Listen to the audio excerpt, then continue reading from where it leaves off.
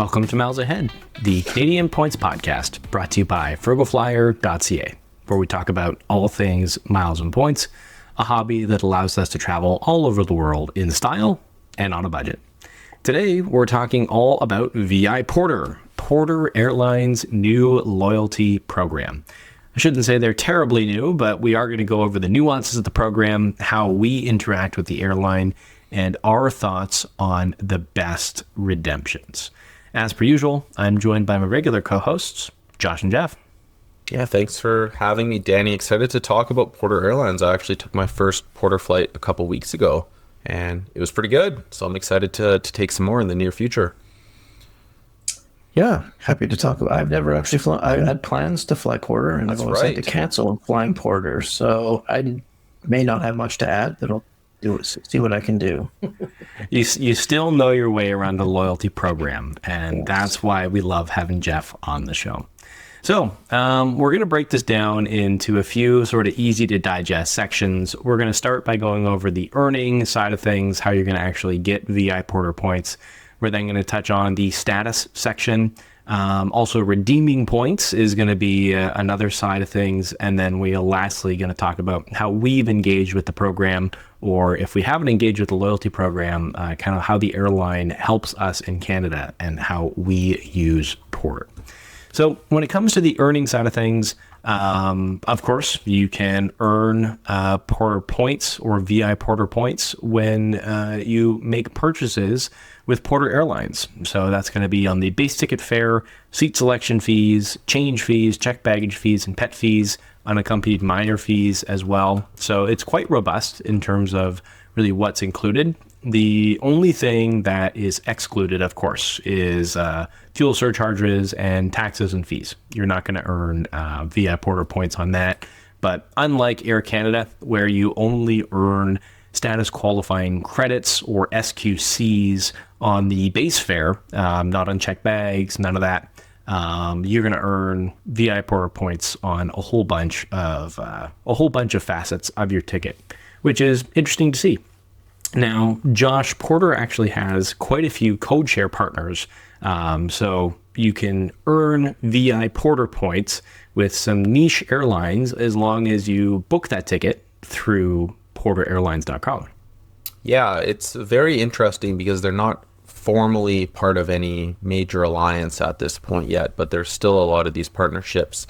So airlines that you can earn VIPorter points on include Air Transat, Alaska Airlines, Delta Airlines, JetBlue, Aeromexico, Azores Airlines, El Israel Airlines, Fiji Airways, Iceland Air, and Qatar Airways.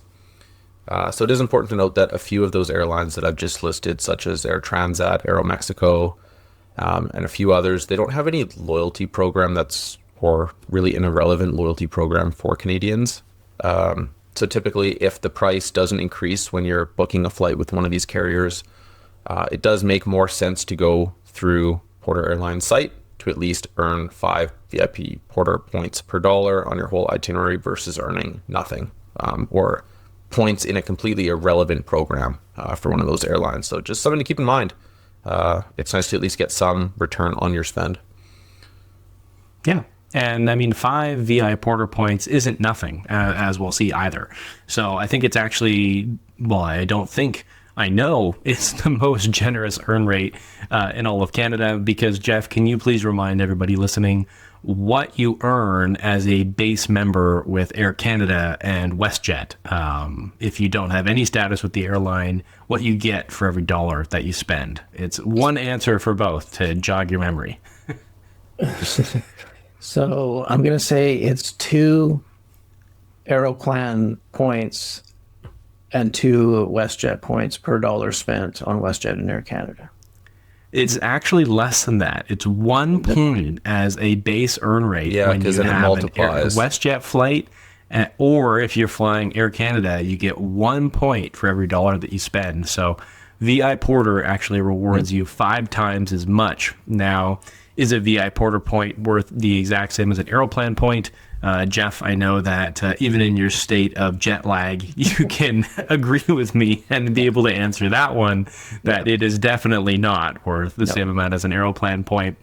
However, I would say that 5 VIPorter points is definitely worth more than 1 WestJet point, and most likely, if you're redeeming them in the right way, worth more than 1 Aeroplan point as well. So they are a very rewarding airline if you're going to be booking cash tickets. But that's not the only way to earn VIPorter points. Probably the more efficient way is through their new co-branded credit cards. And Jeff, there's really only one credit card to get if you're going to get a VIPorter co-branded credit card. And which one is that going to be? Yeah, that's the BMO VIPorter World Elite MasterCard. And a lot of people that have this card seem to really like it. You can earn up to 70,000 VIPorter points through the welcome bonus. That's broken down into a few different segments, but to just quickly summarize it, to earn the full 70,000 point welcome bonus, you need to spend $18,000 within the first year, and that should more or less get you the full welcome bonus.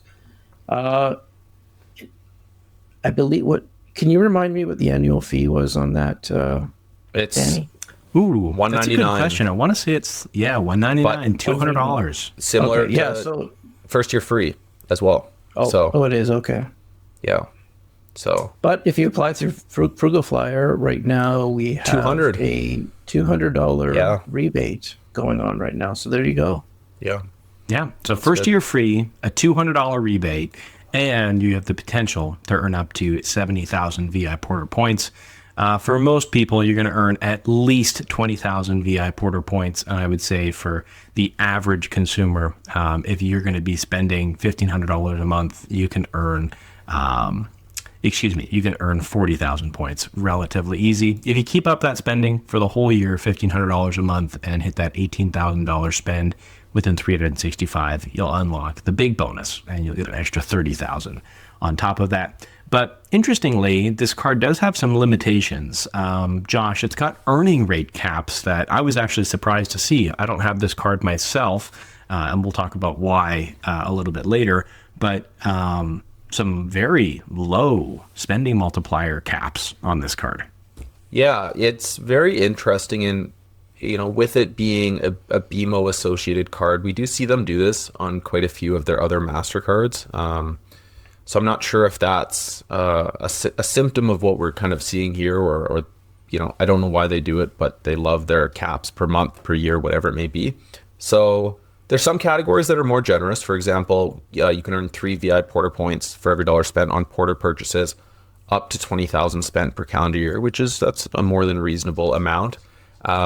But then we look at gas and transportation, which you'll earn 2 VIPorter points per dollar spent, but it's only $5,000 per calendar year. So it's quite a stark difference. Yeah.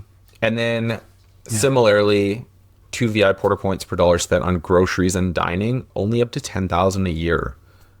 Again, kind of a weird amount that for some households or, might be enough. Others, it might not be. And then similarly, we have 2 VIPorter points for every dollar spent on hotel accommodation purchases, up to 5,000 per year. So essentially, if you're spending on gas, transportation, grocery, dining, hotel accommodation, you're going to earn 2 VIPorter points per dollar. But each of those categories have a different ceiling cap per calendar year as to how much you can earn. And if you go past that cap, or if you're spending in a category that doesn't fall with any of those ones that I just mentioned, you're earning 1 VIPorter point per dollar spent everywhere else. So it's not bad. Like, the earning rate's okay on some of those. The caps are maybe not what I would think would be as great for a lot of people, but there's also a lot of other cards in Canada you could supplement in a lot of those categories, right? So it's not the end all be all. And for certain categories, there's other cards that may be better suited to use upfront in the first place, as opposed to this card, right? So it's not bad. It's not bad, I think. I agree. Not bad, but less than $1,000 a month for an annual cap for groceries That's and pretty dining. rough. Yeah, that's the sore not thumb great. for me. Yeah, that one category is weird. Yeah, groceries and dining could be a huge spending area, and something that this is your best opportunity to earn VIPorter points outside of the welcome bonus. So, not a great card for spending. Probably a better card to keep year after year for the status benefits, which is a great segue into what Porter status is actually going to give you and the different status levels. So the base member is going to be just a VIPorter member, similar to what we find with Aeroplan or WestJet. They have their teal format over there. You then, after $2,000 in qualifying spend per year, or if you're a holder of the, I might get the name wrong here, the VIPorter MasterCard. Is Correct. that the correct name for it, Josh? It's just the VIPorter MasterCard, base not level the world card. least. Yes, exactly. Yes, the base level card. You get VIPorter Passport status, which doesn't really give you a lot, but we're going to cover that a little bit later. If you hold the VIPorter World Elite MasterCard, the $200 or $199 annual fee, you're going to get VIPorter Venture status. You can also unlock that after $3,000 of qualifying spend, which if you're familiar with Air Canada SQCs, this is just an easier way to track that, where you don't have an SQC, you just have a dollar amount. So your base fare plus everything we mentioned earlier, which is going to be your seat selection, also change fees, seats, check baggage fees, all that counts towards qualifying spend. If you are a super user with VIPorter, then you're at the $6,000 of minimum qualifying spend. You're going to unlock Ascent status. And then finally, if you spend $10,000 or more with VIPorter, you are going to unlock VIPorter First. All right, now, Jeff, let's get your opinion here. What are some of the more meaningful benefits when you get the venture status that comes with the World Elite VIPorter MasterCard? Yeah, so I think the big one for most people is going to be the free seat selection and free checked bags, which honestly are the two things people care about most when it comes to the, at least when you're on the plane, right? That seat selection can be pretty nice, and the free and the check bags are always nice too. I don't know if you mentioned it, but does the card also grant checked bags, or is that only part of the status? So it kind of overlaps in a way, doesn't it? Well, so it grants you the status, Which then gives you the checked bag. Then gives you the checked bag. Okay. So that's So unlike what a lot of the other issuers do, rather than just giving you pseudo status, it actually just gives you status. Got it. Yeah. Which that's where we kind of land in a weird spot with this program, and kind of where a lot of the value is you can actually get like meaningful status through a credit card, which is abnormal, because so many of the other co-brands in Canada, like you just said, will give perks that may be associated with status but won't give status, right? So it's kind of neat here that you can get halfway up the program just by adding the card to your wallet versus actually having to earn it. And something else we've also been seeing a lot of airlines do is, if you purchase a basic fare, they just pretend that you have no status whatsoever. So that's kind of usual, which honestly, I understand it. Airlines are trying to steer people away, at least high status members, away from these fares. But VIPorter actually allows you to have those status benefits if you do purchase a basic fare. So nice little benefit too. Yeah, no, I've done a status match with Porter in the past where I was a VIPorter First member, and I purchased a basic fare from Winnipeg to Toronto, and I was able to check 3 bags per person. We were able to select the extra legroom seat, which starts at the Ascent level of status, which is kind of that $6,000 min spend. The only thing that they restrict when it comes to a basic fare is you can't apply any PorterReserve certificates to a basic fare. So PorterReserve certificates are quite similar to Air Canada Aeroplan e-upgrades in that you apply them to a booking and you get premium benefits on that booking, except they're a little bit easier to use. You just apply them to any booking that has seats available. There's no sort of wait list or anything like this that's required to activate them. And if you do use a PorterReserve certificate, you're going to be able to change your flights without a fee. You're going to get front of the cabin seating with more legroom. The complimentary premium liquor, which, Josh, you actually had an opportunity to experience this recently. It's just pre-mixed cocktails, but it's still nice, right? Pretty good. Yeah, no complaints. Yeah. The fresh meal or enhanced snack service, it all does depend on how long your flight is. Like I fly from Toronto to New York all the time, and there's no meal service on that route. Actually, just before we recorded this, I was on a PorterReserve flight making my way into Toronto for this recording specifically. So it does have a lot of benefits, as well as like dedicated check-in, security, dedicated security where available. I've never actually seen that, but it is allegedly available. And then you would get the baggage benefit as well, which is kind of nice for those PorterReserve certificates. So those start at every $3,000 in qualifying spend, or when you hit $3,000 in qualifying spend, and then at every $2,000 beyond that. So you get one at $3,000, then one at $5,000, $7,000, so on and so forth. I think it's... But we've... I was just going to say, it's important to note, too, we talked about those benefits, like the complimentary checked bag, complimentary carry-on bag, seat selection. It's not just for the cardholder, too, which is great, right? In our last episode, we talked about the new Neo United card, where the checked baggage fee is only for the cardholder. Porter actually is for the cardholder and up to 8 guests on the same itinerary. So if you fly this with any sort of frequency, even maybe once a year a round trip, the savings can be insane. And obviously the convenient seat selection, baggage, and knowing too that it applies to basic, you know what I mean? Like all these things synergize really nicely.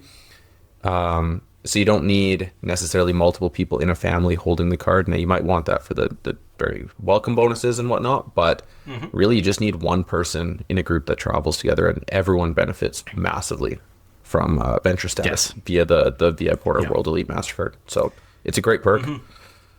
It is. It would be nice to see Porter start rolling out some longer flights, like even transatlantic, that sort of thing. I think we would see an even bigger uptake with it, but right now they just don't have the planes to do that. And while we're talking about the Porter planes, I think it's also worth noting that anytime you're flying a Porter flight that is longer than 2 hours, generally you're going to be on a brand new plane, which is like an underrated perk. Like those new planes are nice, they're comfortable, they're clean. I really enjoy flying on Porter's Embraer planes. I don't know about you guys. Yeah. Well, Jeff, hopefully one day. That's the only one I've flown so far, and it was good. So I'll take it. Yes. No middle seat, right? Yeah. No middle seat. No middle seat. Yeah. That's right. An excellent point for those that don't know. It's only 2x2 seating. So if you're flying with a companion, it certainly makes a more comfortable journey. And it's worth noting as well that Porter seems to be rolling out some complimentary upgrades for status members. So the times that I have flown Porter without getting a PorterReserve seat through a number of different ways, I've gotten upgrades like at least 3 times. And I haven't flown Porter more than 20 times. So we're talking like at least 5% of the time I've been given a complimentary upgrade. I think I've been given a complimentary upgrade with Air Canada like twice in hundreds of flights. So having the card, having the status, potentially gives you the opportunity for a complimentary upgrade. And even have little cards. It's quite nice. They let you know when they've done something nice for you. All right, redeeming points. Redeeming your VIPorter points. You've gotten the credit card, or maybe you've flown with Porter a whole bunch. The best way to redeem points. So it's completely flexible award chart. So in terms of actually finding some value in the award chart, it is just really hard to predict. When I wrote the guide on VIPorter, it must have been almost 2 years ago now, there was some really interesting points and cash pricing that resulted in nearly like 3.5 or 4 cents per point for short haul flights between Toronto and Ottawa, which could be good for like a positioning flight or something if you needed to make your way out there. But that's kind of gone the way of the dodo, and I haven't seen that same value come out of points and cash. So you really have to double check every single time you're making a redemption, which isn't super fun. But the one thing that has been relatively consistent, it's still completely dynamic, but Air Transat European flights seem to price at 25,000 points one way and $80 Canadian, which is an excellent price, to be honest. If you can get it at saver rates like Jeff, what's the Flying Blue rate usually when we're not on a promo reward? Yeah, it's the same 25,000 points, I believe, yes. But you're looking at way more taxes when you're redeeming through Flying Blue. Yeah. Yeah. So, $80, you're still going to be flying economy. But, I would say that flying Air France economy and flying Air Transat economy won't be that different. I think their narrow bodies, just like we've said in a few other episodes, will be wonderful for flying transatlantic. But their wide bodies, I've met a few folks that have done it, and it's not bad. It essentially, though, works out to 2 cents per point on a round trip fare, which you have to have 50,000 Porter points to redeem for a round trip at the saver rates with Air Transat. But that's pretty good. However, I think one-way bookings is where there could be a lot more value, partly because one-way flights to and from Europe are often inflated in their cash prices. So it's negligible in terms of really the value that you're getting. But, let's say that you have a perfect redemption to get to Europe, Josh, right? And then you need a way to get home. This could be a very affordable way to make your way back from Europe if you don't have any other option. And all you've got is these VIPorter points. Yeah. I do think as someone who's very soon looking to add the card to my wallet, the completely flexible award chart kind of plays into another angle, which is positioning flights too, right? Depending on the city you're located in Canada, you may need to relocate yourself to West Coast, East Coast, anywhere in between to get out of here internationally on the carrier you're looking to fly on. And similar to other programs, when we see a chart like this, there can be some really good sweet spots. If it's a day that you need to fly on, you can find some very cheap redemptions. For example, if you needed to get yourself to Toronto or something out of Edmonton, there's definitely some sweet spots, but it can be date dependent and whatnot. So that's probably where I would use a lot of my points is for those more positioning and intra-Canada hops. But yeah, you definitely need to check the value though, because I've seen some VIPorter redemptions that are like less than half a cent per point. Brutal. Like you really got to be careful with it. So I would say it's a more advanced currency when it comes to that, in terms of like you have to understand cents per point, because there is some available, but there's also a lot of really, really bad redemptions. So you want to make sure you're not going to be victim to one of those. But speaking of how we have planned to engage with VIPorter, Josh, how have you engaged with Porter in the past? Yeah, so my exposure to Porter so far is I've redeemed previously Alaska miles, now known as Atmos Rewards. Danny, if you've listened to the podcast with any semblance of regularity, Danny always talks about this as one of his favorite sweet spots, using Atmos for Porter Airlines flights. And it's just as good as he says it is. Frankly, there's a ton of value there on certain routes. Recently, flying out to the Points Travel Festival, Reed and I traveled on Porter. It was a flight booked with Atmos Rewards, and it was like something 17.5K Atmos per person from Edmonton to Toronto in PorterReserve, which was really good. It's that's kind of been my exposure so far. I thought, for what it's worth, the Porter Airlines experience was good, consistent. Love the 2x2 seating. Food on board is fine. Planes, the Embraer is pretty comfortable for what it's worth for 4 and a bit hours. Free Wi-Fi was awesome. It's, it always pains me when I get on a plane now that doesn't have Wi-Fi. It sucks, to put it lightly. But going forward, I am planning on adding the VIPorter World Elite MasterCard to my wallet really soon. There's tangible benefits there if you fly it a couple times a year. And then, hoping to build a bit of a balance and see what the redemption options are there. But similar to what you said, I found the same thing redeeming Atmos Rewards for Porter. You always have to check the prices. There's so many, even for those, there's so many routes that it's just like, even PorterReserve is so cheap. It's like you might as well just pay cash. Like there's a lot of really good sweet spots where PorterReserve is incrementally more for cash rates. Yes. Now, Jeff, I know that you haven't engaged with Porter in terms of actually flying them, but you did book them at one point in time. What were the details around that? Yeah, several times I've been wanting to fly PorterReserve just out of curiosity for several years now, and I end up going through with the booking, and then for whatever reason I end up having to cancel. So I just haven't had the chance to yet, but I still intend to eventually when the opportunity arises. But yeah, I'm looking forward to trying it out. Very good. And how did you book Porter when you have done those bookings in the past? So they were both cash fares, and I actually booked through Alaska just because at the time I wanted to earn Atmos miles for the booking. I didn't have any interest in earning the Porter miles at the time. Kind of just value Alaska miles a bit more, so that's why I booked through Alaska.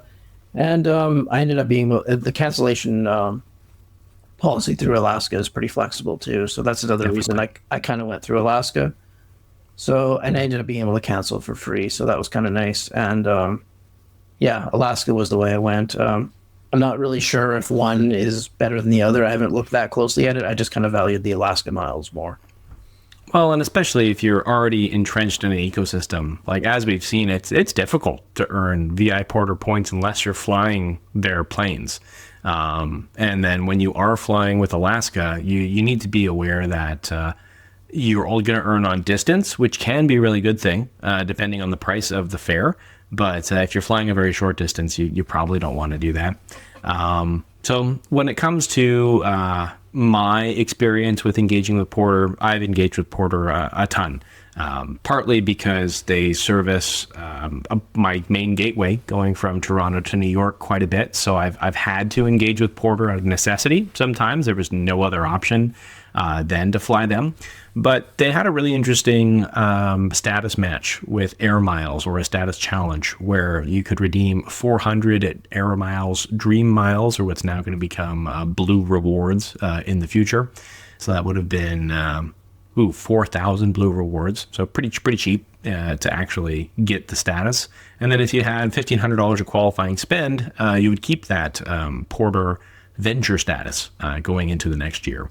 And I was able to do that. And I still have my venture status, which is part of the reason why I haven't gotten the VIPorter card, because, well, it would be nice to have more VIPorter miles. I typically book my Porter flights with Alaska miles or Atmos points that I either transfer from Marriott Bonvoy, or actually I just ended up buying Atmos points because I was able to buy them on sale just a few days ago, and it was like $120 for the 6,000 Alaska points or Atmos points that I needed, and $18 in taxes and fees. So it was cheaper than transferring points. I was like, yeah, I'll keep my transferable points transferable, and I'll buy the points that I need to book this flight. It really just made a bunch of sense. And that was for a PorterReserve seat, by the way. The one thing that I have found interesting is when I haven't booked a PorterReserve seat and I want to get my free checked bag benefit on Porter flying in economy, I've attached my VIPorter number to a ticket that I booked with miles, so I shouldn't earn any qualifying spend and I shouldn't earn any VIPorter points. And I've been surprised at the way that those flights have been recorded. So I'm not going to get into too much more detail than that, but I would highly encourage you, if you are going to book a flight with Alaska miles or Atmos points on Porter, do your best to get your avid traveler number associated to the booking, and the recording of the flight with your activity with Porter is surprising. We'll leave it with that. So that is going to do it for this episode of Miles Ahead. We thank you very much for tuning in and getting a deep dive on Porter Airlines and their VIPorter program. If you have a question about anything we discussed, please leave a comment wherever you're listening or on the episode page at FrugalFlyer.ca. And if you have any reviews that you'd like to leave, those are always very helpful to us, and we very much appreciate it. Thanks for tuning in, and we look forward to seeing you on the next episode. Bye, everybody.